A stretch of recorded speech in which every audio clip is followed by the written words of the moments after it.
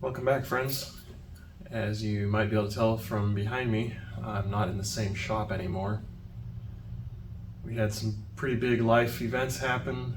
My wife and I became the guardians of her half-brother, Paul, and whenever that happened, we were living in a one-bedroom house, so that obviously didn't work.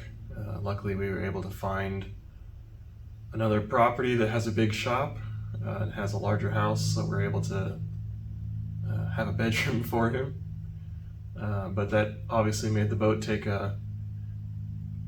put on the back burner for quite some time. I believe it's been 5 months since the last video that I put out.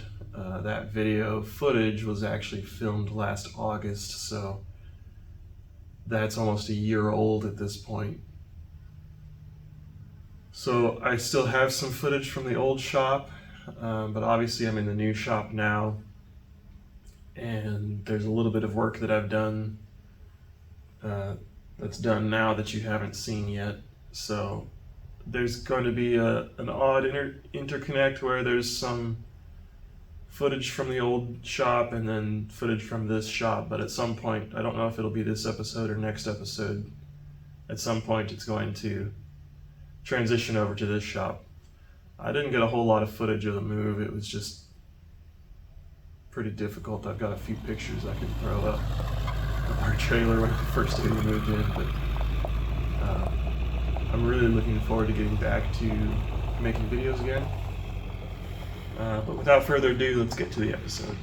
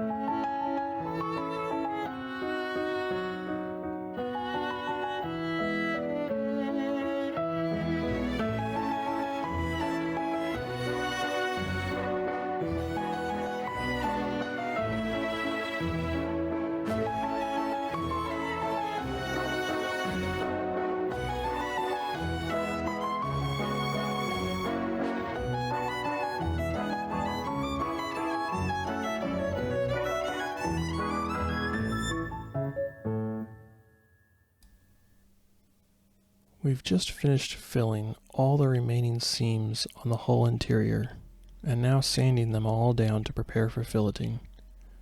Technically, you can do this as one single process, but, we wanted to be difficult and make it two separate processes. Now Dad starts cutting out the fiberglass for filleting the interior. This turned out to be much more intensive than we expected. You need to cut 3 strips for every single interior corner. Basically every single point where 2 boards come together on the inside. This needs to have these strips. One is 4 inches wide, one is 6 inches wide, and one is 8 inches wide, all laid down in that order. This creates more overlapping strength throughout the hole.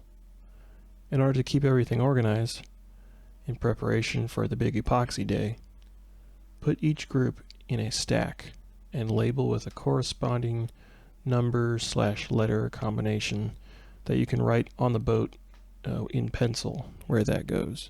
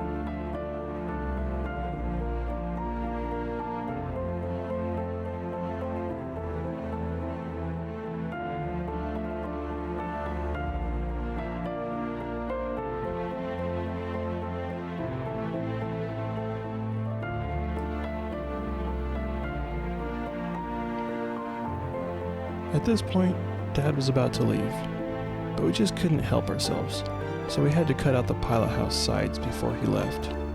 Pro tip, they're exactly the same, so clamp them together and cut them out at the same time.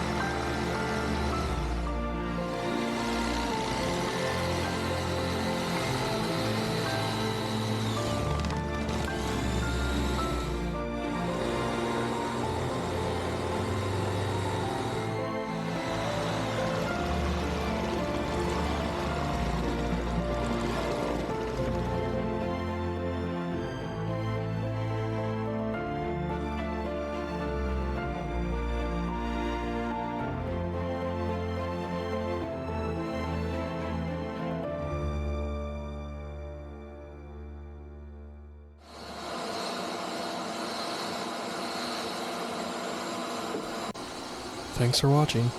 Tune in next time for filleting and fiberglassing the interior.